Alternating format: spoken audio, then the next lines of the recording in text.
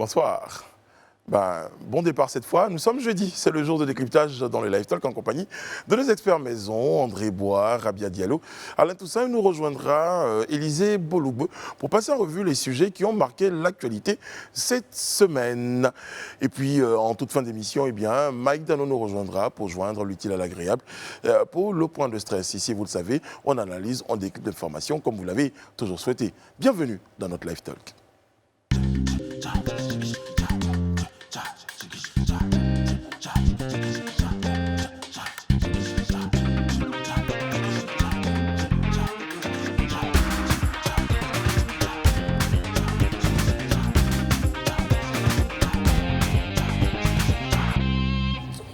Oui, on est très heureux d'être en votre compagnie comme tous les soirs et jeudi en plus.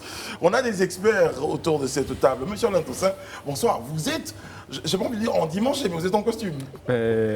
Brice, comme nous le fûmes quand nous étions en EI. Dans les années 2000. Oui, bien sûr, vous et moi.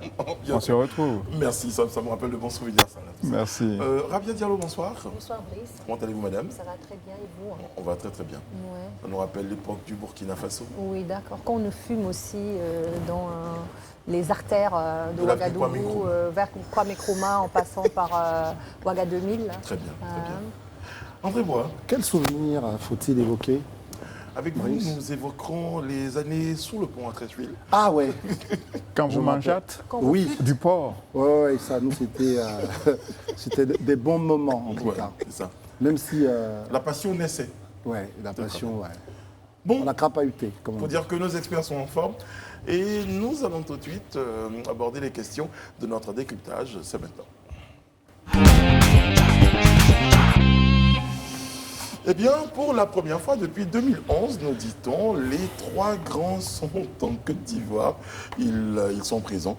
Les trois grands qu'on a cités, le président Ouattara, le président Bédié, le président Gbagbo. Voilà, et donc tous les trois. Ça laisse entrevoir un moment de rapprochement, un moment de discussion, un moment de concertation. Vous partagez mon point de vue, messieurs? Madame? Oui, madame. Je pense que oui, ça augure. C'est un bon indicateur déjà? À mon avis, oui. C'est déjà pour moi la fin, disons, d'un cycle et peut-être le début d'un autre cycle, la fin d'une sorte de remise peut-être des compteurs à zéro et puis après on verra. Après, moi, ça me fait plaisir de voir ce type de schéma parce que c'est pas comme ça dans tous les autres pays où les anciens présidents, en général, ils ne résident pas dans leur pays, ils ne reviennent pas, ils vont vivre ailleurs.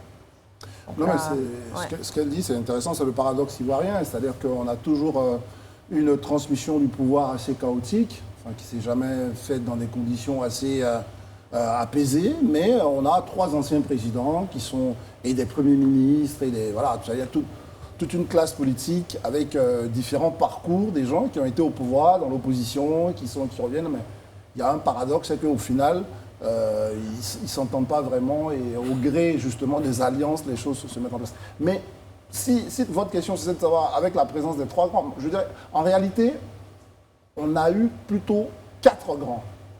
Il y a toujours eu un acteur en plus qui gravite autour de Détroit. Ça a été le général Guy à un moment, Soro Guillaume, voilà. Donc il y a toujours... Et là aujourd'hui, Soro Guillaume n'est pas là. Donc voyez-vous, et moi je doute que cela soit un bon signe, parce que tant que tout le monde, ou bien toutes les tendances ne sont pas réunies véritablement, il y aura toujours une chose qui manquera dans ce qu'on appelle la réconciliation nationale. C'est vrai qu'on a parlé des trois grands, on va dire les trois grands et Guillaume Soro. Oui, il y en a un qui est rentré d'exil, disons du pénitencier plutôt, de l'arrêt, donc le président Gbagbo. On le citait beaucoup comme étant l'un des probables catalyseurs de la réconciliation. Il est de retour et on attend maintenant que la machine puisse se mettre en marche. Voilà. On sait qu'il est allé dans son village, on le s'est recueilli sur la tombe de sa mère. Il était à Mama et puis on attend de voir la suite. On attend de voir la suite, mais moi déjà, les premiers signes de ce que je vois, moi ça n'augure pas... Après, on a parlé de ça la semaine dernière, il a son agenda, mais bon, moi, pour le moment, il ne m'envoie pas des signes qui montrent que ça fait partie de ses priorités. Bon, voilà, j'ai une analyse. et les personnels. Pour le coup, je vais partager l'avis d'André Silver-Conan, que je vais citer ici, qui, moi, a fait une vidéo cette semaine, pour moi, qui est une bonne analyse, c'est-à-dire que le président Gbagbo rentre en Côte d'Ivoire. C'est sûr qu'il y a beaucoup de choses à régler, mais je pensais qu'il y avait une hiérarchisation dans ce qu'il devait régler. Donc, pour moi, tout ce qui est annoncé là en ce moment ne me paraissait pas correspondre à l'espoir qu'on plaçait autour de son retour. Donc, peut-être qu'il nous réserve ça pour un autre moment. Mais en tout cas, pour le moment, moi, j'en suis pas très satisfait. On a plutôt le sentiment, en fait, qu'il veut rester maître de son agenda. Il ne veut pas qu'on lui impose une séquence. On a appris, par exemple, dans la journée, qu'il se rendait en République démocratique du Congo, du 2 au 8 juillet, alors qu'on l'attendait quand même sur le terrain politique national. Donc là aussi, cela amène des interrogations, des questionnements que nous sommes en droit de nous poser en tant que citoyens ivoiriens.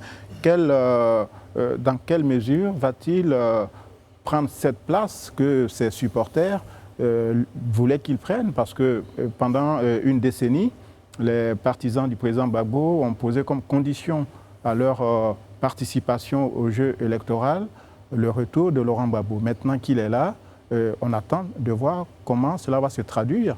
Est-ce qu'un dialogue, une discussion va être entamée avec le gouvernement, avec le président Ouattara? Comment va-t-il se positionner par rapport au conflit interne qui frappe le FPI depuis juillet 2014 et sur d'autres questions d'intérêt national? Vous parliez, André, tout à l'heure, je reviens à vous, madame, tout à l'heure. André, vous parliez tout à l'heure d'indicateurs, d'éléments qui ne vous semblaient pas vous rassurer. Ouais. Le président Gbagbo, il rentre. Il rentre depuis le 17 ans, on l'a dit quand même. C'est vrai qu'en même temps, c'est pas 4 semaines, mais il est rentré. Quand on a reçu ici le porte-parole du président Gbagbo, M. Katina, qui nous disait, oui, les deux grands, ils se parlent, il y a des choses. On aurait quand même un indicateur, aimé avoir ne serait-ce qu'un communiqué, je ne sais pas, mais quelque chose qui nous permettrait de voir un petit contact au moins, ou une forme de rapprochement, mais pour l'instant, on a l'impression que tous les trois sont dans leur coin. Oui, mais peut-être, Rabia, très rapidement, je vous cède la parole là-dessus. La politique, c'est le lieu des symboles. Ouais. Et il faut que les gens comprennent, ce n'est pas une sorte d'acharnement. On envoie des messages, il y a un symbole dans tout ce qu'on fait, des signaux. Et les signaux ne sont pas là, c'est une réalité. On peut nous dire que ça va venir après, mais ce temps d'après-là, peut à un certain moment être, j'allais dire, changé, ce cours du temps peut être changé par quelque chose d'autre. Donc c'est pour ça qu'il faut aller avec l'instant. Je dis ça en même temps, le président de la République, le président Alassane Ouattara, n'était pas en Côte d'Ivoire. Donc il est rentré hier. Il est rentré hier. Donc peut-être que c'est le fait qu'il ne soit pas présent dans le pays. On a un ministre de la Réconciliation qui ne l'a pas encore rencontré officiellement, à ma connaissance. C'est ça. Ah bien. Alors moi, dans mon analyse, et peut-être franchement, je pense que c'est très... On est là aussi pour peut-être du subjectif un peu. Ce que je me dis, c'est que est-ce qu'aujourd'hui, sa volonté, c'est justement de rester dans le paysage politique ivoirien? Est-ce qu'il n'a pas peut-être envie de prendre sa retraite, de faire autre chose que d'être un acteur majeur et principal dans la vie politique d'aujourd'hui en Côte d'Ivoire? Je crois qu'il veut être un acteur... Non, il l'a dit clairement, quand on lui a posé même la question. Il était un soldat, il était en mission pour son... Mais dans l'interview à une équipe de télévision européenne, il a indiqué par rapport à 2025 que la question, c'était objet de réflexion. De réflexion, il n'a pas dit non. Donc, ce qu'il aurait pu dire. Mais en fait, moi j'ai regardé un peu ces déclarations. À Mama notamment, où il a un peu fait le rappel de ce qui s'est passé, les raisons pour lesquelles il a été déporté à la Cour pénale internationale.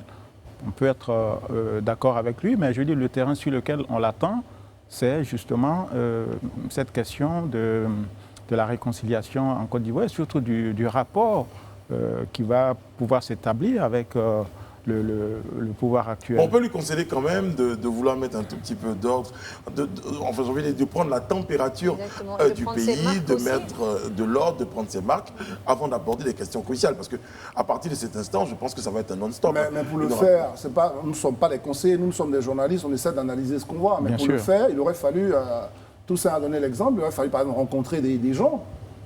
il ne serait même dans un cadre un peu officiel sans que ça filtre. Rencontrer un ministre de la Réconciliation nationale, parler avec des partis politiques alliés, de façon plus ou moins dans des cadres assez... Ça montrerait que je suis en train de rencontrer ce qu'on appelait à l'époque les forces vives avant de commencer à parler. Mais tout de suite, premier élément excusez-moi, de prise de parole sur la place publique, ça a été le message d'un avocat pour nous dire qu'on va divorcer. Enfin, vous voyez, donc, il y a tout ça, je pense que la lecture, moi en tout cas, ne me paraît pas aisée pour conclure que le président Gbagbo, comme il a dit, veut se laisser dicter son agenda par ce que les Ivoiriens pensent, d'abord, la réconciliation, etc. Il règle d'abord, lui, ses propres problèmes. Enfin, on ne peut pas trop lui dénier ça, mais politiquement, je pense que ça pose quand même un petit problème. On l'a dit, il a son agenda, il observe, il prend ses marques, comme disait Rabia. On va observer. Et il y a une rencontre avec le président Bédié qui a été annoncée, qui est prévue, de même qu'avec Pascal Affi-N'Guessan du FPI. Donc on verra sans doute à son retour d'Afrique centrale, on sera situé sur ses intentions. Et puis, je n'ai pas envie de dire, celui-là fait partie ou est en train de se poser des questions. Est-ce qu'on est en train de l'oublier? Charles Blé Goudé, parce que son sort, il était intimement lié, on se rappelle bien de cette déclaration. Si Gbagbo rentre, mes habits, mes bagages seront déjà prêts. Mais sauf que le président Laurent Gbagbo est rentré et Charles Blé Goudé est toujours dans l'attente de son retour en Côte d'Ivoire.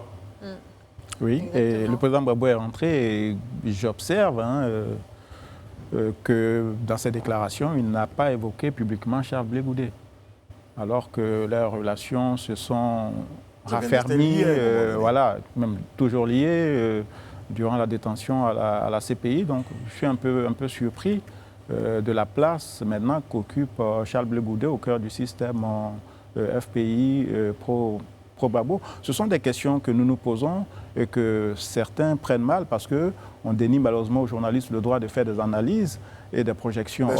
Voilà, notre travail, c'est justement de mettre en perspective ces choses. Pendant des années, ces deux personnalités ont cohabité à la Cour pénale internationale. Charles Blé Goudé, par le récit qu'il fait de leur quotidien, était au service du président Gbagbo comme un fils là, au service d'un père, et c'était des relations assez fusionnelles. Le président Gbagbo a pu être, comme on dit, avoir un pays d'accueil en Belgique. Charles Blé Goudé, malheureusement, est resté à La Haye. Bon, il semble que les liens se soient un peu distendus d'année en année. Mais je vais citer Charles Blé Goudé, M. Blé Goudé, qui disait que lorsque le président Gbagbo est arrivé, il a appelé pour dire qu'il était bien arrivé.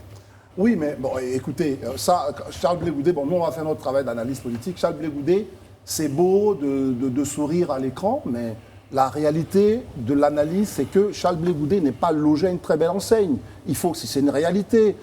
Pourquoi? Remarquez, Toussaint l'a dit, les autres exilés, ils sont rentrés.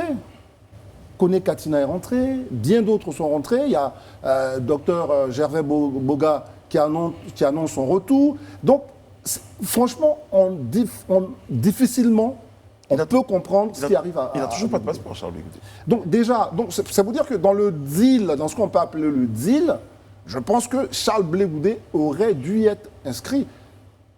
Bon, aujourd'hui, je cite énormément Alain Toussaint, il a dit quelque chose. Il a parlé... Alain Toussaint. Non, Alain Toussaint, non, il a dit quelque chose tout à l'heure par rapport à ce qui se passe au sein du FPI. Il y a aussi toute une bataille de succession et je pense que si un courant qui n'était pas associé au FPI, mais qui est vraiment lié à Laurent Gbagbo existe, c'est le courant Blé Goudé.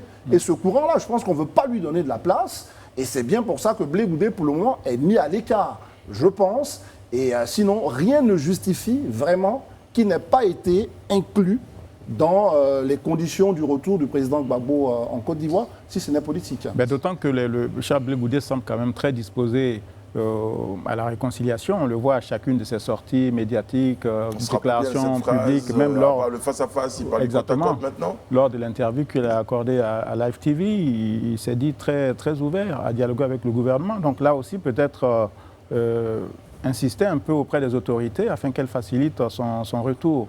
Et je pense que cela peut aussi amener un peu d'apaisement dans dans le pays. On va déjà espérer qu'il ait son passeport, Charles Blé-Goudé. Oui, ça fait bien. partie des éléments. Ouais.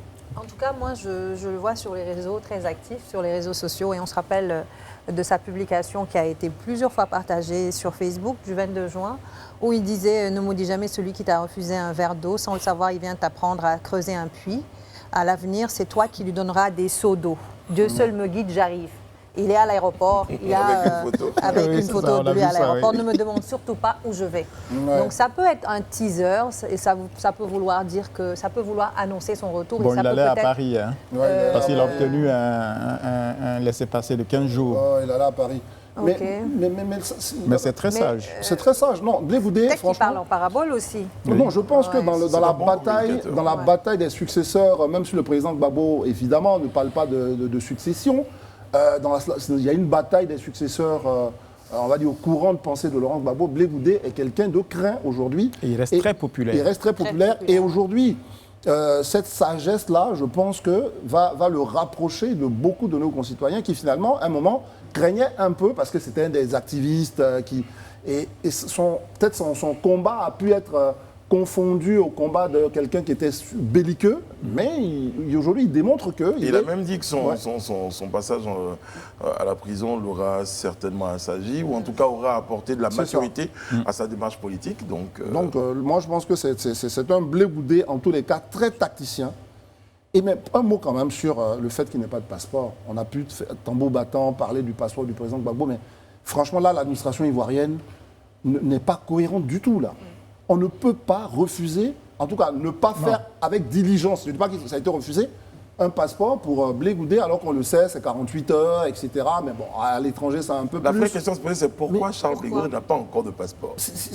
Après, voilà, il peut aller où il veut, c'est un homme libre, mais il n'a pas de passeport, il est attaché à la Côte d'Ivoire.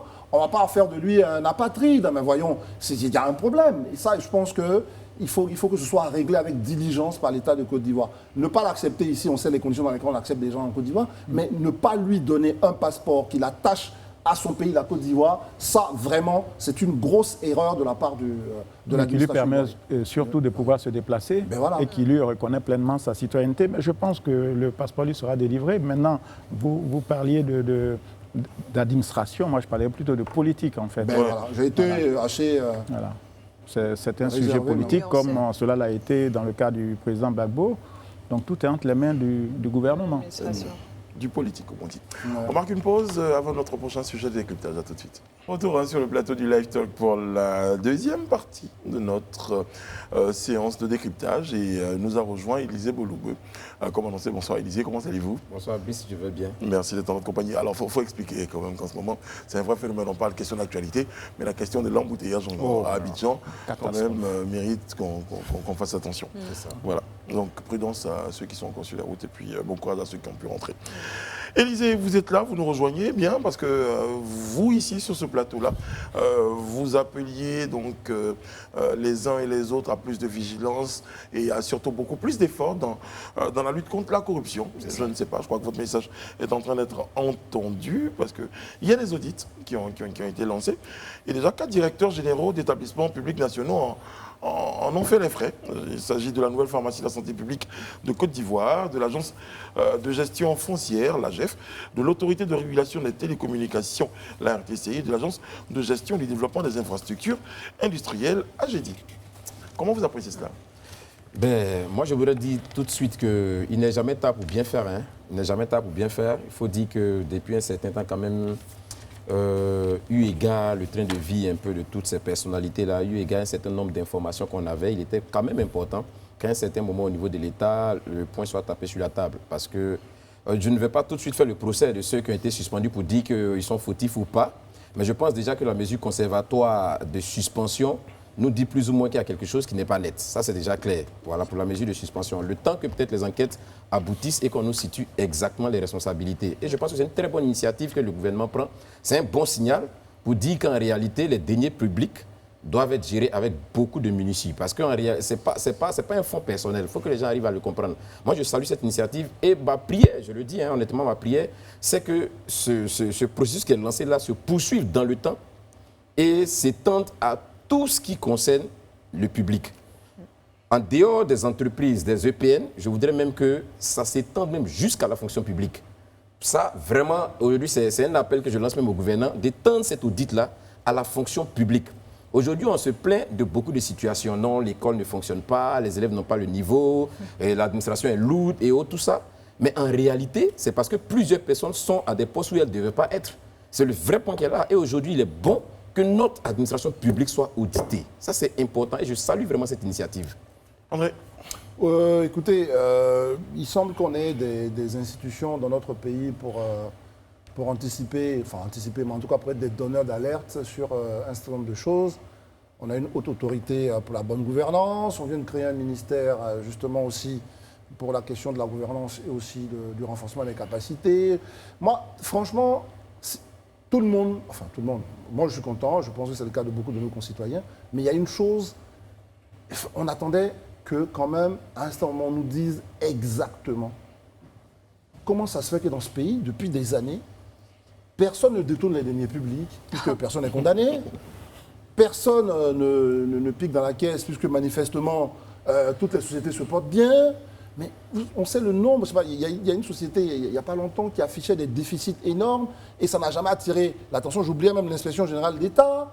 Mais il y a beaucoup de services. Et c'est là où ce que Élysée nous dit est important. Cet audit, ce n'est pas seulement juste pour voir si les gens gèrent bien l'argent. C'est le process même, une sorte de manuel de procédure de la gouvernance publique qu'on doit revoir même au complet. Parce que fait l'inspection d'État quand les gens ne respectent pas les procédures de gouvernance? Que fait la haute autorité quand les dirigeants d'entreprise comme ça ne déclarent pas leurs biens? Il y a un vrai problème. On parle d'états généraux de choses, je finis là-dessus, de l'éducation nationale. Non, mais il faut faire les états généraux de la gestion publique en Côte d'Ivoire. Moi, je pense que c'est déjà un bon début, entre guillemets. Et même si ce n'est pas annoncé, parce que bon, quand il y a eu tout ça, j'imagine qu'il n'y a pas eu aussi des annonces en grande pompe disant que bon, voilà, après finalement, qui se sont soldées par des arrestations, par des suspensions.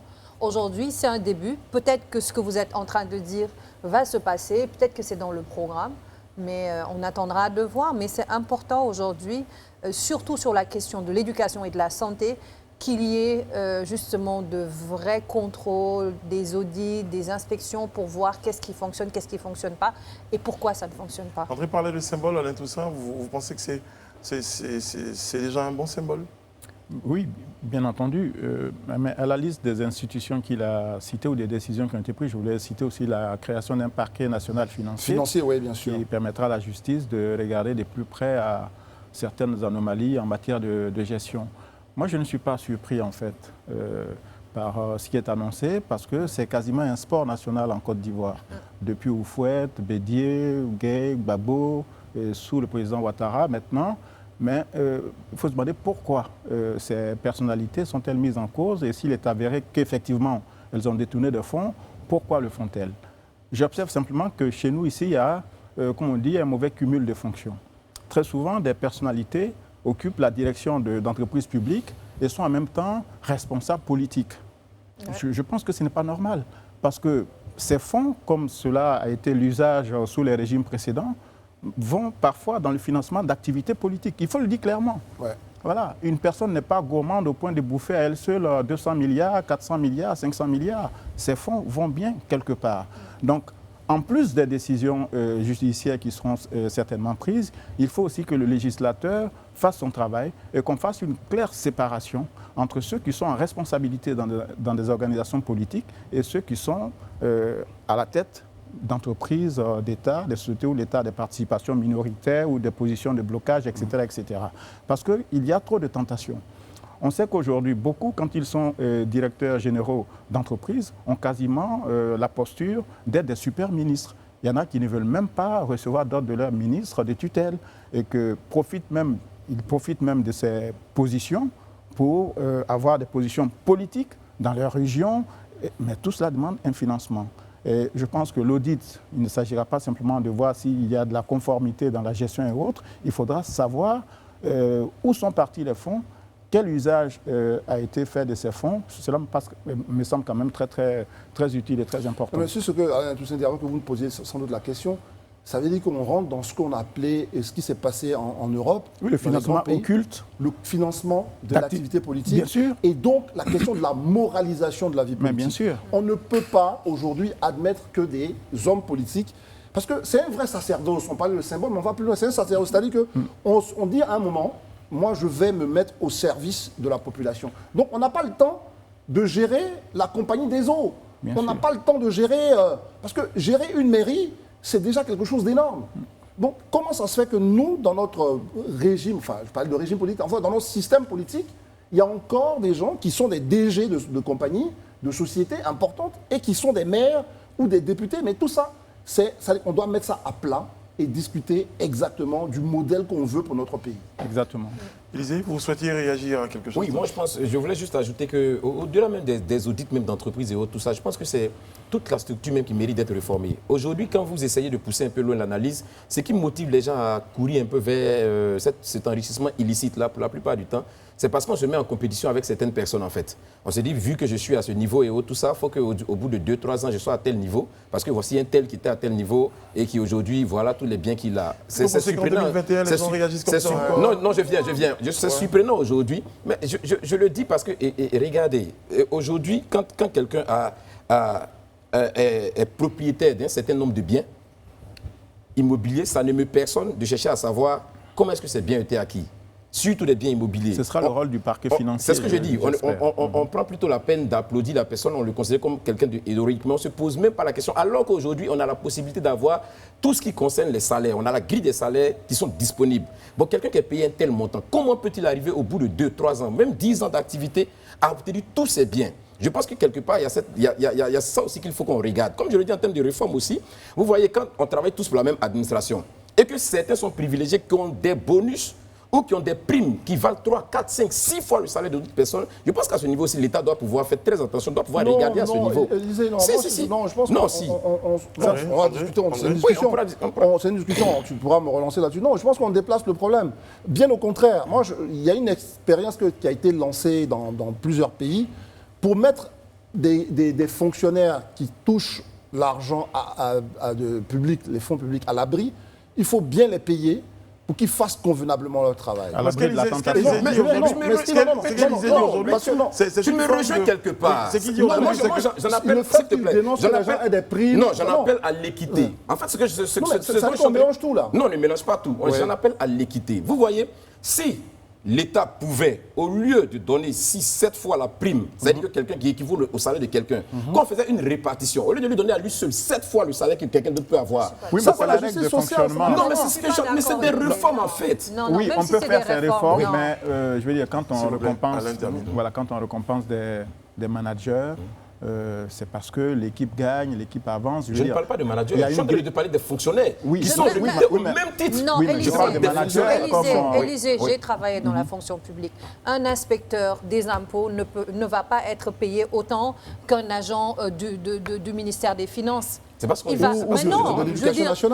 être payé peut-être 7 fois plus qu'un agent agent Parce qu'il travaille beaucoup plus que l'autre. Parce qu'il a un grade d'inspecteur des impôts, ou parce qu'il a un grade supérieur, c'est après dans la grille des salaires. Pour moi, c'est... Au-delà de la hiérarchisation. Moi, je ne parle pas de la hiérarchisation, moi je parle du même... Ils sont recrutés au même niveau. C'est la fonction publique au même C'est niveau. pour ça qu'on parle de prime, ils ont le même salaire. Ici, l'objet de ce chapitre-là, c'est sur les détournements. C'est-à-dire que ceux qui ont des ressources illégalement acquises, c'est-à-dire ceux qui volent, les délinquants en col blanc, comme on les appelle.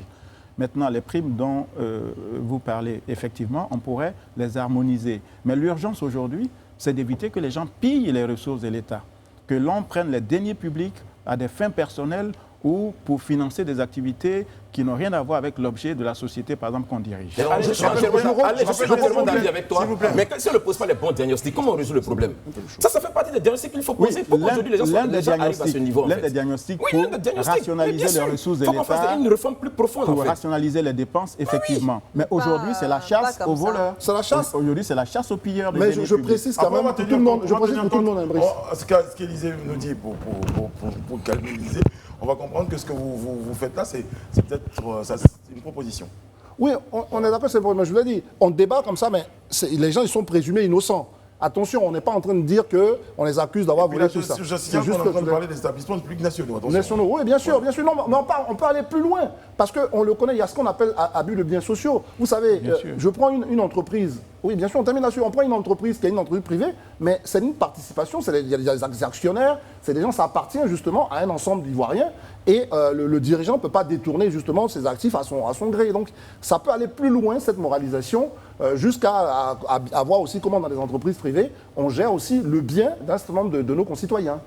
En tout cas, le processus est en cours. Il y a, en plus des entreprises que j'ai citées, eh bien, l'ANARE, la SODEMI, l'ONEP, en tout cas d'autres entreprises devraient également, ce sont des structures d'État, la SPDC également, celle qui gère les palaces, les palaces hôtels ivoiriens. Voilà, toutes les structures d'État donc vont passer par la case audit et puis on va suivre cela de très très près. Bon, on va marquer une pause, une vraie, celle-là pour un de stress, de déstress en compagnie de notre cher Mike Danon, comme tous les jeudis, c'est un moment attendu. Yeah. Mon cher Mike. Brice, ça va? Ça va. On vous a vu souvent en dimanche, on vous a vu, mais là, quand même, venir sur le plateau comme ça, Mike, quand même. Non, qu'est-ce qui se passe, Mike? Il n'y a rien, il n'y a rien. Surtout avec l'éventail, quoi. Oui. Ouais, c'est parce qu'il fait chaud, il n'y a pas le feu à la tête. Non, tu sais, la semaine dernière, Oui. on a Genzer Alpha Blondy. En tout cas, toute la Côte d'Ivoire a aimé, j'ai eu de très bons commentaires. La star interplanétaire elle-même a commenté. Voilà, donc quand une star interplanétaire commente et dit qu'elle l'aime, ça veut dire que tu as réussi. Bon, en bon artiste ivoirien, comme j'ai réussi, j'ai pris la grosse tête. Tu fais plus d'efforts? Non, je ne fais plus d'efforts. J'ai décidé de ne plus faire d'efforts. Tu sais, quand tout le monde dit c'est vrai, c'est que c'est vrai. Donc si on dit que je suis le sosie de Alpha Blondy, c'est que je suis le sosie de Alpha Blondy. Oui, mais Mike, vous êtes Mais quelqu'un... ça veut dire que où Alpha Blondy ne peut plus partir, c'est là-bas moi il m'en vais. Ça veut dire que tout ce que Alpha Blondy ne peut plus faire, c'est moi qui ai fait. Voilà. Par exemple, qu'est-ce qui fait que vous... Non, aujourd'hui là il ne fait rien. Donc je ne fais rien. Voilà. C'est jour congé. Le pays même est en congé. Tu sais ça non? Tu sais pas? Mais non, mais Mike, Ah, non. Babo à maman, Ado à papa, Bédi à Dada.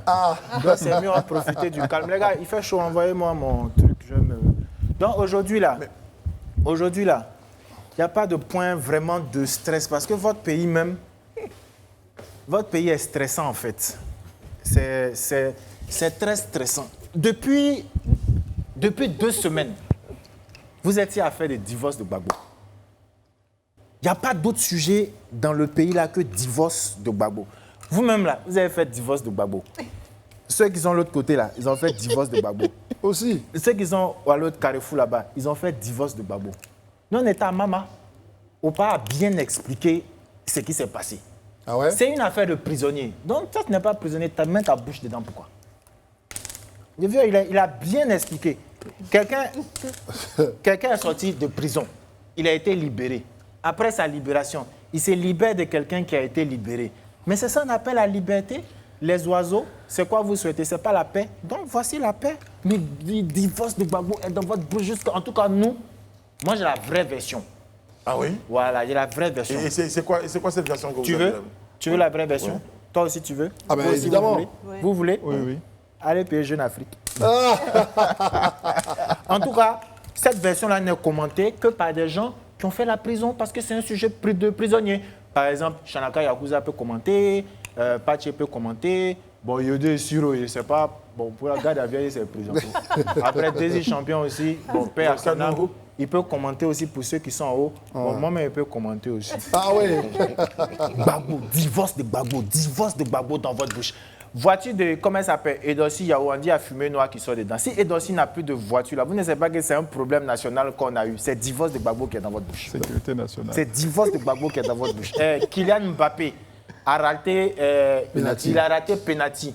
Toute la France entière veut aller le mettre en prison au Cameroun. Ça, ce n'est pas un sujet. Bon, eux aussi, c'est quand tu as raté qu'on te rappelle tes origines.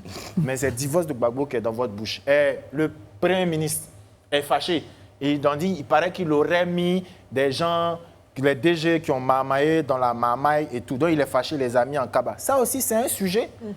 Soro a pris prison à vie. Vous n'allez pas vous inquiéter de savoir si le carrefour de la vie va toujours garder le même nom. Oui. C'est le divorce de Gbagbo qui est dans votre bouche. Et puis d'ailleurs même là, Alain Lobognon a été libéré. Ouais. Quand il a été libéré là, vous êtes parti l'accueillir. Vous avez fait fête. Vous les policiers là, vous êtes parti pimenter les gens. C'est quelle forme d'injustice? C'est que vous avez fait pour l'un, faites pour l'autre aussi. Bon, Alain aussi, il a été libéré là. J'espère qu'il a une voiture. Parce que du moment où il n'a pas de GPS, comment il va faire pour commander Il n'a Yango? plus de GPS, effectivement. Comment il va faire pour commander Yango? Maintenant, les gars de Yango là aussi, pardonnez, dites-leur que 100 francs c'est pour boire, 200 c'est pour boire. À partir de 300 aussi, ça peut être pour boire. Mais 500 là, on devient actionnaire dans la société.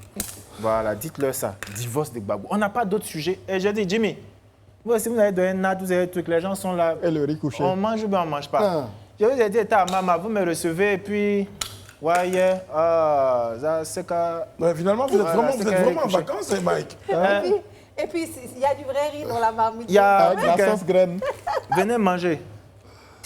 Bon appétit. Bon appétit. En tout cas, Bruce, Ouais. viens manger. Est-ce que tu as Non, mis non, la merci. croûte? Moi, je gère une forme athlétique, donc ça va. Pour l'instant, je suis au régime, donc ça va. Ou bien toi, tu es divorcé. Ah, en tout cas, les gens qui ne sont pas mariés, eux, ils commandent divorce des gens qu'à la dernière étape. C'est pas un sujet pour vous. Tu es musulman, tu ne manges pas porc. Je ne comprends pas pourquoi tu vas l'embrasser une fille à la psychologie. Bon appétit. Brice, tu peux conclure. Bon, d'accord. En tout cas, on vous laisse. Rabia, viens jouer. Merci. Aïe, viens Voilà, jouer. viens Ah, jouer. j'ai dit, je ne Pendant que savais pas Rabia aujourd'hui. voilà, joue au Ludo avec Mike. On va en profiter d'ailleurs pour souhaiter un joyeux anniversaire à notre Il est où, le chère beau? petite Tiens. Awa. Bah, c'est son anniversaire Ah aujourd'hui, oui, Awa. Awa. Voilà Ouais. notre Happy birthday. notre Non, j'ai script pas et fait. le Au-delà, il prompteur. travaille pas. On te souhaite Là, beaucoup tu de bonheur. travailles, tu travailles Notez pas qu'on a du été tout. très heureux depuis le début de la semaine C'est d'être pas en votre encore compagnie. On vous retrouve la semaine prochaine sur ce Calme. même plateau-là. Merci Élisée, merci André, merci Alain. Bon, les joueurs de Ludo, ça se passe Elle bien? a eu 6 ici. Très bien. Elle a eu 6 ici. On vous retrouve très bientôt. Dieu, Elle a eu 2-6. Dieu veille sur vous, J'ai Dieu dit, veille sur elle Côte d'Ivoire. m'a donné l'argent. 3-6. À lundi. 3-6-3. Rabia, Oui. tu as la chance.